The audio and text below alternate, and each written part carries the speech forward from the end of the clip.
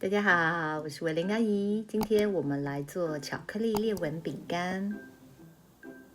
自然形成的裂纹，每一个都有自己独特的美。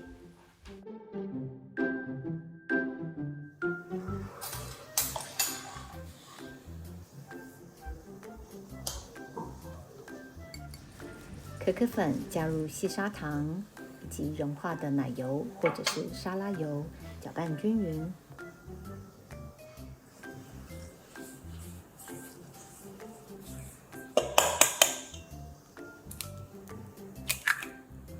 加入1颗鸡蛋，用搅拌器搅拌均匀。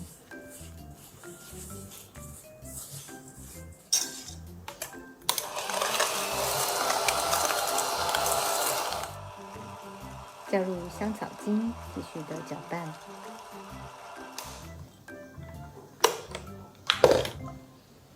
中筋面粉加入盐，还有泡打粉，先稍微的搅拌均匀，然后过筛。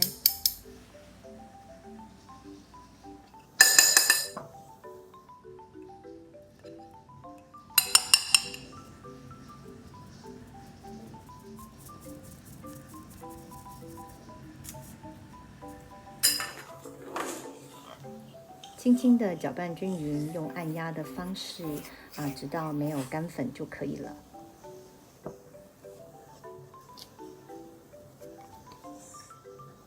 这时候的面团还很粘手，所以要放到冰箱冷藏至少1个小时之后才能够使用。1个小时之后，从冰箱里拿出来，分成12等份。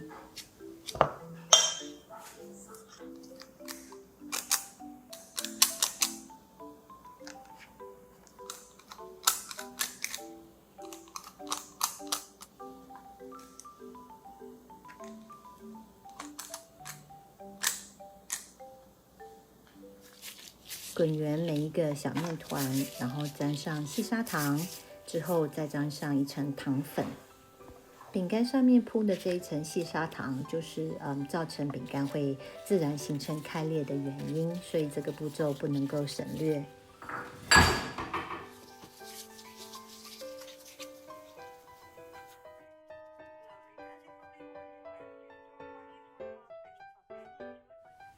放入预热好的烤箱，170度烤12到15分钟。看着烤箱里一个一个小雪球慢慢膨胀，长出漂亮的裂纹，感觉真的很神奇。刚出炉之后，先放在烤盘上5分钟，再把它移至网架上，让它放凉。